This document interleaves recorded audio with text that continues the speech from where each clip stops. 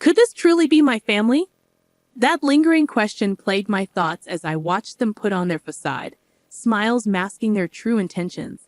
It didn't take long for me to harbor resentment toward this semblance of kinship. My name is Samantha, a 28-year-old homemaker. A year ago, I exchanged vows and moved back into my childhood home with my new family. Our circumstances unraveled due to three undeniable reasons. Firstly, my father's company succumbed to bankruptcy, leaving him adrift in a sea of unemployment. Secondly, my elder brother Ryan remains jobless, a fact deemed intolerable in the eyes of our family patriarch. Despite his claims of being a YouTuber, our parents failed to perceive his endeavor as legitimate employment. Thirdly, the looming presence of my mother's terminal illness hangs over us like a dark cloud. Diagnosed shortly before my marriage, she was given a mere 2 years to live. The convergence of these events unfolded in rapid succession, altering the fabric of our lives irreversibly. My father proposed that my husband, Alex, move in with us. Given their close bond and frequent shared moments over drinks, Alex readily agreed. Considering my mother's condition, I too consented to the arrangement, feeling grateful for Alex's support. I was determined to care for my parents to the best of my ability. However, as the year passed since our marriage and cohabitation, my patience with my brother Ryan began to wear thin. It's been quite some time. Why are you content with being a housewife when Dad is without a job?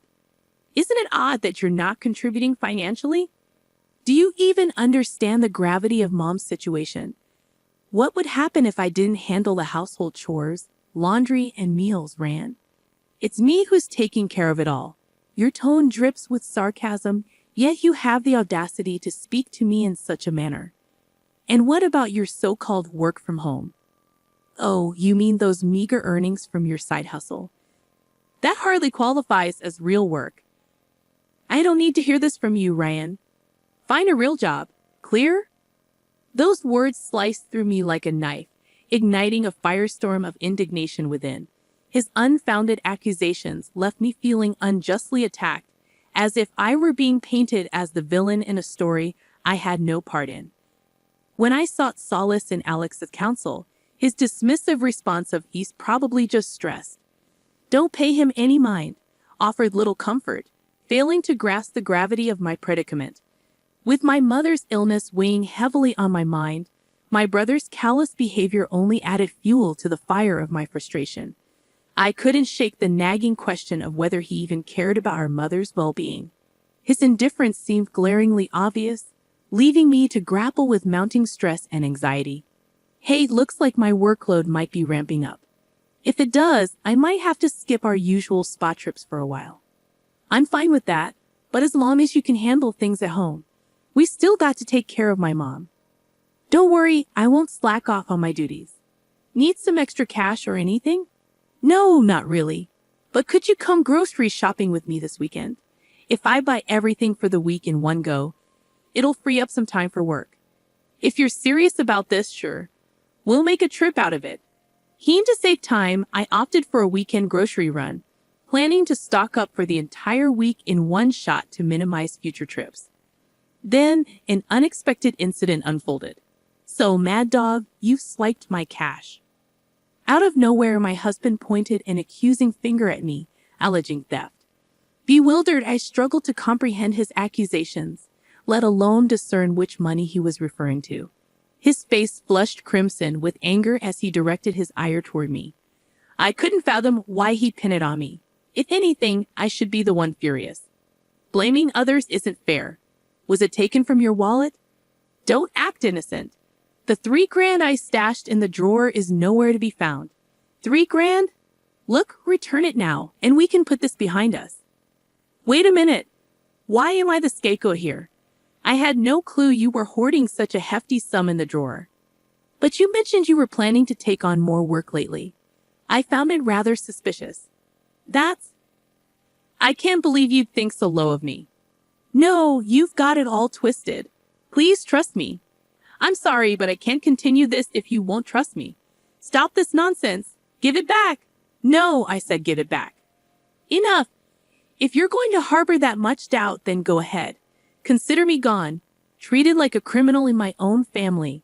I'll be out of here by the day's end. I snapped. My patience worn thin by the accusations hurled at me by my own family. Banished from the house, I left in a storm of frustration. However, the next day, I received a frantic call from my brother Ryan. Mom's in a terrible state. What? Ever since she realized you were gone, she's been in a state of panic, screaming for you. You need to return and calm her down. I refuse to set foot in that house again. I'm entrusting Mom to you, Ryan. You've never stepped up before, so now's your chance. With a steely resolve, I spoke, though inwardly conflicted. The tug of war between my pride and my worry for Mom weighed heavily on me. Enough with the bravado. This is too much for me to handle alone. She only listens to you, so just come back. Even Alex doesn't know how to handle this. I don't care. You reap what you sow. I will return, and I'm filing for divorce. I couldn't care less about that. It's none of my concern. But if it comes to it, you should take Mom with you. This is Mom and Dad's home. Why should I be the one to leave? If anyone should go, it's you, Ryan. If you're working, you should be self-sufficient. As the eldest son, this house belongs to me. There's no way I'm budging. You have some nerve. Have you ever stopped to think about Mom's well-being? She's fighting an illness right now. I'll return on one condition. You leave, Ryan. Those are my terms. I can't agree to that. It's simply not possible. Quit being so self-centered and come back already. Even amidst such turmoil, Ryan remained obstinate and self-centered. Meanwhile, Alex's absence was conspicuous, seemingly content to linger in the house. Perhaps feeling uneasy, he only returned to sleep, opting to dine elsewhere. My departure had evidently triggered a cascade of discord within the family. I hadn't realized our bonds were so fragile. Then, after a month had elapsed, Alex finally reached out. Hey, how long do you plan to stay away? Come back already. Your mother-in-law is becoming increasingly difficult to handle, posing a significant challenge. Once that's sorted and you've left, we can proceed with the divorce, of course. I'll return. Are you seriously considering that? Of course. I've been accused of theft and ejected from my own home.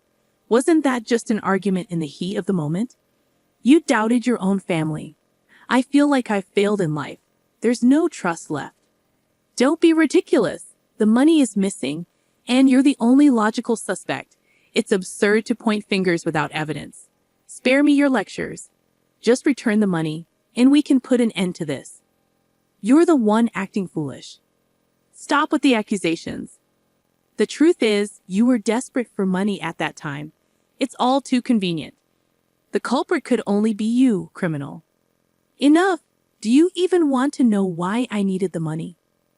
I couldn't care less. Probably some frivolous purchase, like jewelry or whatnot. You were itching to get your hands on that cash. What's happening tomorrow? Huh? Are you serious? You don't even remember your own birthday. Oh, my birthday. Hold on, don't tell me. That's correct. Just as you suspected. I thought it was about time you had a new suit, and since you mentioned wanting a custom-made one, I was saving up for it. But it wasn't enough. Idiot! You know custom suits cost a fortune, and we can't afford that. That's precisely why I wanted to surprise you with it so badly.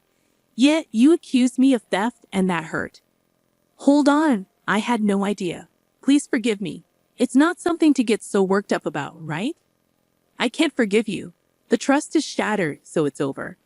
I'm sorry, but divorce is the only option now. That's why I've already consulted a lawyer. Or an attorney. Cut that out. I want to resolve this swiftly and return to my mom's place. I refuse. I won't divorce, and I won't vacate this house. We're meant to inherit it, after all. Huh? My resolve to divorce only solidified as Alex's demeanor remained unchanged. If he persists with this attitude, the divorce proceedings are bound to become tumultuous. Nevertheless, I stood firm in my decision. Amidst these thoughts, my brother reached out to me once more.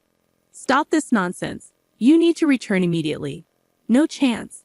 Why didn't you say anything before? What do you mean? Mom spilled the beans. She revealed that you've been footing the mortgage on this house. And not just that, You've been covering all the living expenses as well. Isn't it odd that you were unaware? And your job alone wouldn't suffice to cover all the expenses. But we can't afford the mortgage. What are you talking about? You have a job, yet you haven't contributed a dime to the household expenses. It's your responsibility to pay. Well, yes, but I invested in a computer, a top-of-the-line one. It was quite pricey. What? You spend money on a computer? Because I needed it for work. What choice did I have? Oh, so you're making enough to afford such luxuries. Then surely you can contribute to the mortgage, right? I've already told you I can't afford it. And your husband isn't chipping in for household expenses either. What's going on?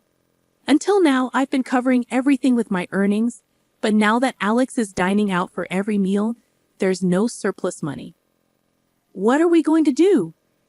We need to come up with a solution fast. If we don't pay the mortgage, we'll end up homeless. And what about Mom and Dad? I had reached my limit with my brother's self-centered mindset. Enough already. Who cares about your video game streaming? You barely have 100 subscribers, and your views are in single digits. You won't make any money like that. Nobody watches because it's not interesting. How would you know? I just searched for video game streaming, and it popped up. Wearing a mask and sunglasses doesn't make you unrecognizable. How did you afford a computer with that? Don't tell me you. I didn't take any money from your husband. How would you know about that? Something doesn't add up. Well, actually, I overheard your conversation. What? There was nobody home when we had that argument. You were out, which is unusual for you. That's a misunderstanding. You must have mixed up the dates. Quit playing games. You're the one who stole it, aren't you? If you don't confess, I'll report you to the police. Wait, hold on. Report me to the police. Please, no, don't do that. I just found some money and I borrowed it. I promise I'll pay it back. Stop with the excuses. I'll never forgive you. Get out of my house now. I'll be back tomorrow, and if you're still here, I'm calling the cops. Don't talk to me like that. We're siblings. We're family.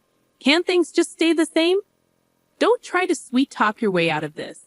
I'll never forgive you. Remember that. Leave before I return tomorrow.